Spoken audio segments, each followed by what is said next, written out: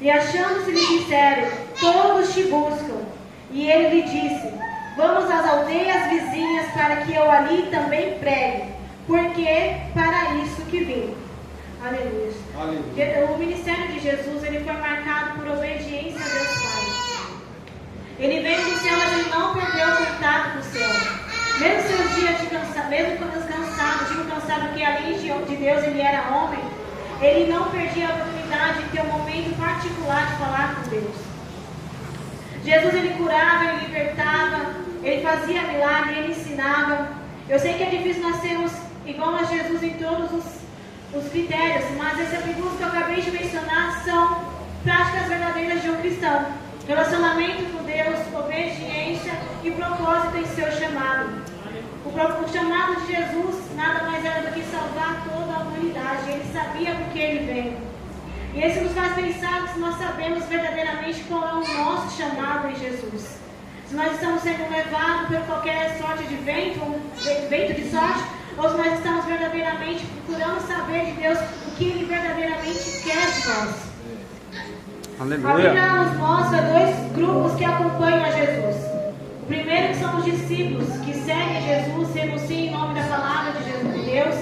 Eles obedecem, eles são instruídos por Ele, eles aprendem com Ele, eles renunciam por Ele. E o segundo grupo são os seguidores, aqueles que veem milagre, eles querem milagre, eles ouvem a palavra, eles querem a palavra, mas verdadeiramente eles não se convertem à palavra do Senhor. Eles verdadeiramente não se convertem ao Evangelho.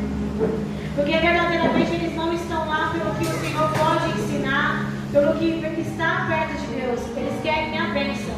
E hoje em dia, infelizmente, é o que nós mais vemos. Pessoas atrás de bênção e não do abençoador. Procurando servir o altar e não Deus no altar. Porque o coração deles nunca estiver voltado à palavra de Deus.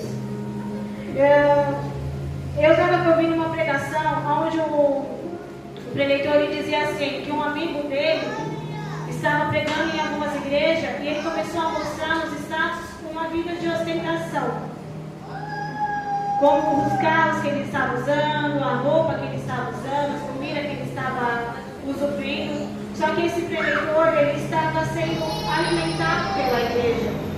E por isso que o amigo dele estava questionando, por que você essa vida de ostentação? O rapaz, ele vira para os amigos e diz assim, porque os jogadores, eles mostram a vida de ostentação para mostrar para essas pessoas que estão lá fora que vale a pena ser jogador de futebol. É por isso que eu mostro uma vida de ostentação, para mostrar para eles que vale verdadeiramente a pena seguir a Jesus. E Jesus também é bênção. Eu não estou dizendo que é pecado nós pedimos bênção do Senhor, não é pecado nós pedimos proteção do Senhor. O que eu estou dizendo é que é pecado nós estarmos com o coração voltado apenas para a bênção. Assim como no Éden, esse cara que falou essa palavra, ele está distorcendo a palavra de Deus para confundir os fiéis. O Salmo de Asaf vai dizer que ele quase tropeçou os pés dele para olhar a prosperidade dos ímpios. Quantos de nós não tem se conformado até mesmo com a prosperidade de alguns famosos que entrou na internet por nada e cresceu do nada, não é verdade? Só que o Senhor ele nos alerta sobre isso, que nos fins dos tempos pessoas não iriam adorar a Deus, em si o Deus da prosperidade. E hoje em dia, esse evangelho moderno, eles realmente só pregam isso, o Deus da prosperidade, o Deus do dar, o Deus do amor. Só que o mesmo Deus do amor, ele também é o Deus do fogo consumidor. Ele é o Deus de justiça. Nós não podemos esquecer que Ele até abençoa, mas quando Ele quer, não porque nós queremos. Aleluia. Aleluia, Jesus. Para que não fique apenas em minhas palavras, vamos abrir o nosso livro, a Bíblia, em Mateus, no seu capítulo número 8, no seu versículo número 19. Vai dizer a dificuldade do discipulado. Ó, o Jorge está ligado, hein? Falei para ele que hoje vai ser poucas referências, só 9. Aleluia. Aleluia, Jesus. E diz assim: aproximando-se dele, o escriba disse-lhe: Mestre, aonde quer que fores, eu te seguirei. E disse-lhe Jesus: as raposas têm seu covis, as aves do céu têm seus ninhos, mas o Filho do Homem não tem onde reclinar a cabeça. É Senhor Jesus nos mostrando: eu como mestre não tenho onde inclinar minha cabeça. Você ainda quer me seguir? Você ainda quer ser meu discípulo? Ele nos mostrando que verdadeiramente nosso coração está em seguir Ele, ao que Ele pode fazer, ao poder dEle, à segurança dEle. A segunda parte desse texto nos mostra que o escriba ele se voluntariou. E há uma grande diferença entre voluntário e chamado. O voluntário ele até faz mais porque ele quer, mas sempre o voluntário tem um tempo de prazo. Ele segue até onde ele quer. Só que o chamado, não, o chamado ele gera renúncia. O chamado ele tem as suas regras, as suas, vamos dizer assim, o chamado ele leva mais a perda do que a ganho. E isso é para poucas pessoas para seguir Jesus. Isso não são poucas pessoas que verdadeiramente querem renunciar, perder para as coisas que o Senhor tem para nós, para oferecer para os outros. Porque verdadeiramente o Senhor não está preocupado no que nós devemos fazer por nós, mas o que nós vamos fazer com o que Ele deu para os outros que estão na nossa frente. O chamado dos discípulos, eles enunciaram, os primeiros discípulos a ser chamados foram os pescadores. E eles tiveram a pesca maravilhosa quando Jesus entrou no barco deles. Só que o chamado gerou renúncia. Eles tiveram que abandonar uma vida de passado para servir a Jesus. E como eu disse, o chamado ele gera a renúncia. E é poucas pessoas que querem seguir verdadeiramente o Pai. A terceira parte do texto vai dizer que o segundo discípulo disse: Senhor, permita-me que eu primeiro vá sepultar meu pai e depois eu sigo o Senhor. Aqui a Bíblia não fala que o pai dele estava enfermo, não fala que o pai dele estava perto de morrer. Aqui o que nos parece é que a ansiedade dele estava falando primeiro do que o chamado. E quantas de nós não fazemos isso, não é mesmo? O nosso cansaço, as nossas vontades humanas, colocamos à frente do chamado de Deus com desculpas, com procrastinação. E o Senhor ele quer que nós se levantamos como homens e mulheres por aquilo que Ele nos chamou para nós verdadeiramente fazer. E nós só vamos saber verdadeiramente o que é quando nós tivermos relacionamento com Deus. É verdade. Aí Ele diz: deixe os mortos sepultar os mortos. É o Senhor Jesus dizendo para nós: se o nosso passado ainda está gritando, está tendo voz nas nossas vidas, é porque verdadeiramente a gente não morreu para o mundo, verdadeiramente a gente não se converteu a Ele ainda. Continuando o texto, aleluia Jesus. O Senhor ele nos deu autoridade para nós sairmos da paralisação, do medo, da timidez, da vergonha, porque nós colocamos a nossa timidez, a nossa fraqueza humana acima de qualquer coisa, até mesmo do chamado de Jesus. E se o Senhor Jesus já nos deu autoridade, não tem por que nós ficarmos paralisados ou estagnados aonde o Senhor não quer que nós ficamos. Para que não fique novamente em minhas palavras, abram vossas Bíblias em 1 João 2,14. 1 João 2,14.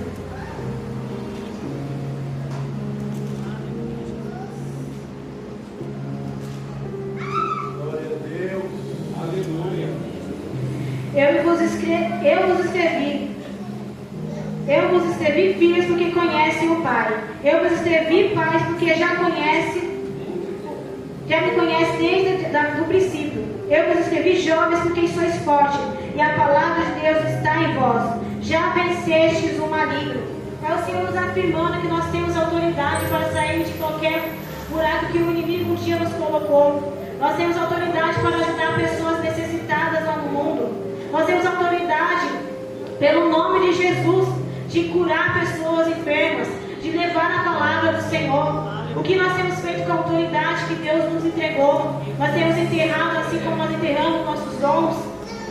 Aleluia, Jesus. Em uma conversa com a mulher samaritana, ela pergunta para Jesus assim: Mestre, aonde é o lugar certo de adorar? Aqui ou em Jerusalém? Abra vossas Bíblias em João 4:21.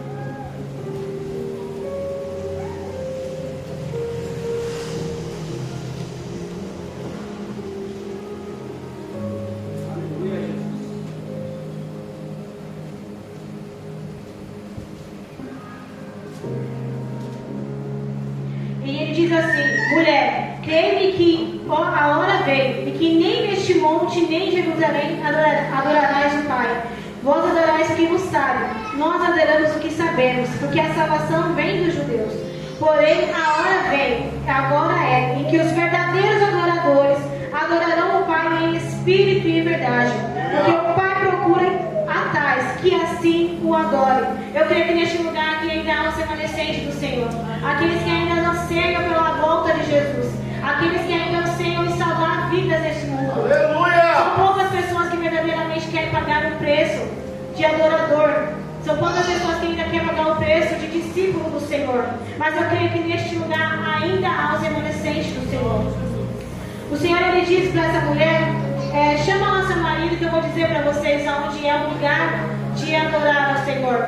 Só que aquela mulher, Jesus, ele já sabia que ela não tinha marido. Ela teve 5 e o que estava com ela não era dela. Veja que ele disse que não era dela, não que não era bom. Porque às vezes a gente tem que ter nas nossas vidas coisas que verdadeiramente nós achamos que somos bons, verdadeiramente a gente acha que nos agrada, mas não agrada ao Senhor, não tem propósito no Senhor. Irmãos, entenda que é melhor nós sermos uma sarça ardente em fogo no deserto do que sermos uma figueira sem fruto em Jerusalém. Não é sobre lugar, é sobre estar debaixo da palavra do Senhor, é estar debaixo de obediência, é estar debaixo do propósito verdadeiro que o Senhor já nos entregou. Aleluia, Jesus. Não vale a pena nós sermos desobedientes. Quem se lembra do reinado de Saul? Saul, ele teve uma promessa da vida dele que ele iria ser o primeiro rei de Israel. E ali no reinado ele iria ser debaixo de obediência do Senhor. O Espírito, ele guiava Saul por todas as partes, livrando ele do inimigo. Só que Saul, ele desobedeceu a Deus. Assim ele teve o reinado revogado. O que o Senhor está nos dizendo é para nós nos convertermos a Ele no hoje, para nós convertermos a oportunidade de estar com Ele no céu. Entendemos que quando o Senhor chama uma igreja para estar orando, é porque já está tendo planos tanto na terra como no céu para acontecer. Não vai ser à toa. Não são para todos essa palavra, porque a oração não é para todos. Mas o relacionamento com Deus, sim. Porque relacionamento é uma via de mão dupla. Nós já sabemos o que o Senhor quer de nós. Mas o que verdadeiramente nós queremos do Senhor? Não tem mais como nós vivermos uma vida de aparência, assim como a igreja de Sardes. Abra vossas Bíblias em Apocalipse 3. Fala, Deus! Usa a tua serva. Sardes. A igreja de Sardes, ela tinha uma fama de estar. Apocalipse 3, 1. A igreja de Sardes, ela tinha uma fama de ser uma igreja viva, mas verdadeiramente ela estava morta. Olha aí, papai. Assim também a igreja de Laodiceia. A igreja de Laodiceia é uma igreja muito rica, porém elas estavam muito preocupadas em acumular tesouros apenas aqui na terra. É a mesma coisa que no evangelho de hoje em dia. Pessoas mornas que estão preocupadas não com o reino de Deus, mas estão preocupadas em acumular coisas aqui na terra. O Senhor, ele diz na sua palavra que nós devemos ser quente ou frio, porque o morno, ele irá vomitar. Eu fui pesquisar referente a essa passagem, ele falando referente à água que passava em Laodiceia. Nas terras vizinhas tinha água gelada e outros tinha água quente. Mas quando chegava a água em Laodiceia, ela já chegava morna. A água morna, ela causa enjoo, ela causa ânsia. Que nós vamos ser quente ou frio na presença do Senhor, porque o quente, a água quente, ela tem o poder de curar, ela tem o poder de curar doença, de enfermidade. A água fria, ela tem o poder de ajudar a saciar a sede, mas a morna não. A morna, ela não tem efeito nenhum. E quantas vezes nós temos pessoas mornas na igreja, pessoas que são volúveis, pessoas que estão lá apenas para cumprir não digo uma escala, mas cumprir uma rotina diária de apenas frequentar a igreja. Pessoas assim, às vezes ela culpa até mesmo o corpo quando ela sai. Ela quer até mesmo inflamar pessoas a sair da igreja dizendo que dá para nós sermos desigrejados lá fora. Só que entenda que assim como o corpo precisa de membros, o membro também precisa de um corpo para se transformar em uma pessoa só. Nós precisamos estar todos unidos. Nós precisamos entender que nós temos que estar preparados para a volta Senhor? Como está a nossa lamparina? Como que está sendo o nosso diálogo com o Senhor? Nós temos pedido apenas coisas humanas para nós, ou nós estamos tendo uma oração cristocêntrica no Senhor? Nós estamos querendo saber o que o Senhor verdadeiramente quer de nós, colocar palavras que venham edificar não somente a nós, mas ao nosso próximo, ou nós estamos preocupando agora apenas com o nosso umbigo? Cadê o amor para o próximo? Será que nós temos se esfriado na fé a ponto de não querer mais salvar ninguém? O Senhor, Ele está à porta. Ele está por vir. A palavra dele diz que Ele irá buscar a sua igreja. Quantos de nós iremos subir? Quantos de nós já estamos prontos? Se Ele verdadeiramente voltar agora, quantos de nós irá subir com Ele? Eu creio que essa palavra, assim como falou comigo, porque eu como falou, mas você até primeiro como falou, eu creio que falou com a igreja. É nosso momento de refletirmos como está o nosso relacionamento com Deus. Porque assim como tem uma promessa sobre o Brasil de avivamento, não há avivamento sem esse relacionamento com Deus. Amém? Vamos se colocar de pé, vamos estar orando ao Senhor. Graças a Deus. Eu vou chamar o evangelista Thiago para estar orando. Amém? Glória a Deus. Aleluia. Abençoa, Pai. O trabalho em nossas vidas. Aleluia.